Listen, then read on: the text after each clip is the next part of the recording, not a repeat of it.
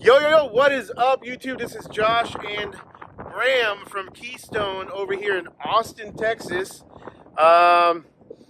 What's up, Bram? What's up? Nice to have you on the channel again. No, glad to be here. So, glad to be here. If you guys remember, we did a tour, kind of like a little tour of Bram's place over at Keystone Synergy in Rome, Texas, right? That's right. Super cool. It's where I get all my dumpsters from. So if you guys are looking, give Bram a call here. I'll put his number down about here somewhere or over here, and his contact information so you guys can get a hold of him. Literally quality dumpsters, and Bram's going to give you a tour of something brand new and exciting, right? Brand new and exciting. It's our standard rail roll-off trailer.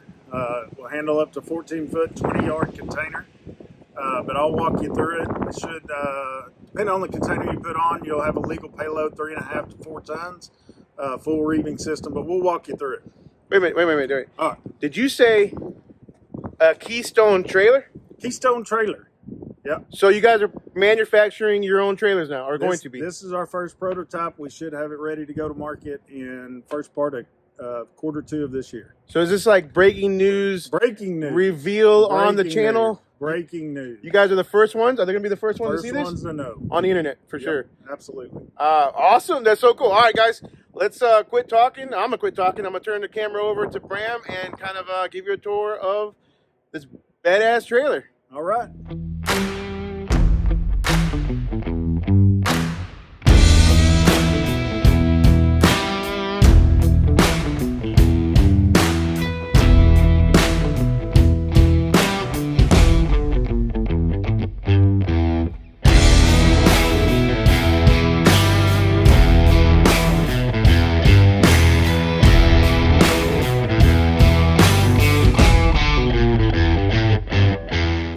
Walk through the Keystone 14-foot roll-off trailer.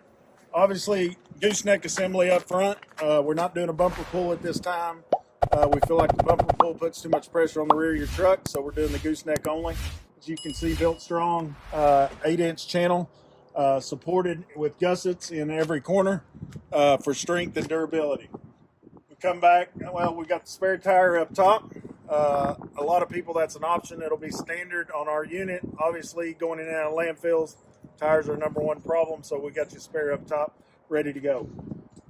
Tarper system, you've got options here of electric or manual. This is a manual tarper system.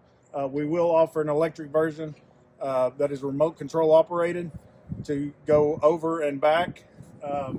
Work lights will be an option. This one does have work lights. You got a switch down at the control right here. Just flip them on. If you're backing up at night, whatever it is, and the unit will be remotely operated for the winch cylinders, lift cylinders also. This prototype does not have it on there, but it will be a standard product moving forward. The hydraulics driving this thing, not electric winch system, but hydraulics, right? You got your 13 horsepower Honda engine. You got an 8-gallon per minute hydraulic pump in the back. Battery operated.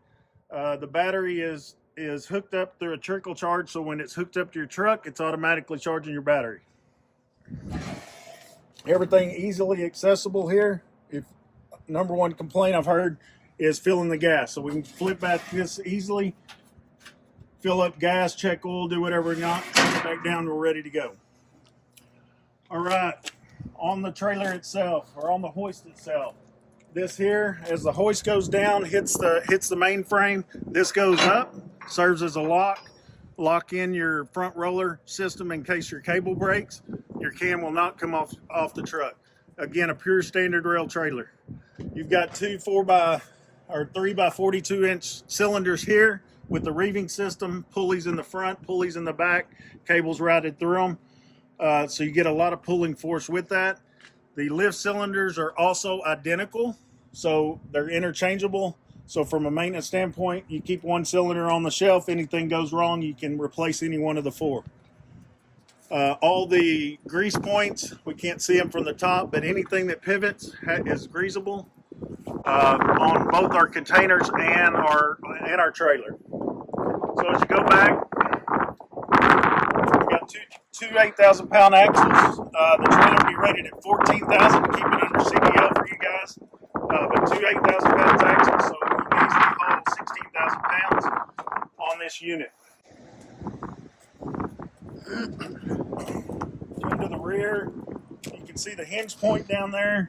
Again, the hinge point is as close to the axles as we can get to get your payload right over your axles for ease of pulling it down the road.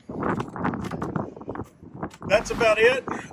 Any questions, comments you've got? Josh is going to leave our number there. Just feel free to call us. We'll have brochures ready. Again, going into Q2 of this year. Plan to have inventory on the ground before we go to market. So give us a call. We'll be happy to answer any questions. So let's talk real quick about, all right, so the locking system. Now, this came up in one of the Facebook groups the other day about the different types of locking systems that all these different trailers have. This is a standard rail setup, right? So this is the exact way a standard truck would have their locking system, where it slides under that tab right there, correct? That's correct. That's called a stationary rear hold down. It's really, this location is governed by an ANSI standard. There's very few manufacturers that abide by that standard. But with this stationary rear hold down, if you want to grow into a truck a couple years from now, you can take these containers. They'll be compatible both at the front and the rear with a standard rail, 60,000 pound hoist, whatever it may be that you grow into. So you can take your products with you, don't have to resell and start over again like a lot of the guys do out there. Like I did. Yep. So now let's talk one more time. Let's reemphasize. This is a standard rail can that can go on any standard rail truck, right or wrong? Absolutely, yes. We sell this to the market. Guys that haul 60,000 pounds. It's a 14-foot standard rail, everyday roll-off container. If y'all can't tell the quality of this can, I mean, I'm gonna tell you, these cans are super heavy duty. This is not your cookie cutter, small time, real thin walls. I mean, this is some real thick steel here, guys. It's no joke. Bram, talk a little bit about, for the guys that don't know, why they would even want a reeving system. It's not that it's not popular, but obviously a lot of the trailer companies don't do reeving. There's only maybe one or two that do. Why would somebody want to go with reeving and why did you guys go with reeving versus a regular pull? Well, reeving systems are hydraulic driven. That's the first point, right? So you don't have to depend on your battery. You won't be recharging batteries all the time.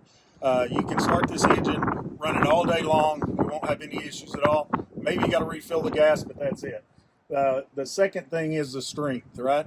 So a lot of manufacturers are out there with electric winch systems. You got to attach snatch blocks. If you get heavy loads, you got to do all this stuff, right? Well, all that's obviously built into this, right?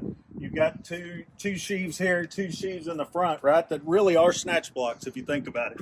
And the cables are routed around them. So this thing will pick up a lot of weight without adding anything to it.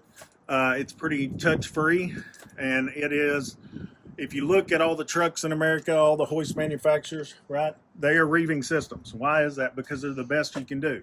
The expense is worth it up front to go ahead and invest in a reeving system. You won't have the headaches of that you deal with the winch systems. So the bigger trucks, do they normally have reeving systems? Absolutely, every one of them. Okay, let's walk through real quick.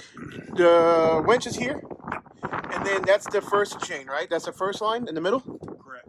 And then it goes where? So it'll go down, and it'll go down the reeving block that's at the end of that cylinder. The back to the right? Yep. Okay. So it's got a sheave on it. The cable's rerouted back up here. This way. Okay. Again, spun around another sheave here, and then goes out to your container. On the outside? Yep.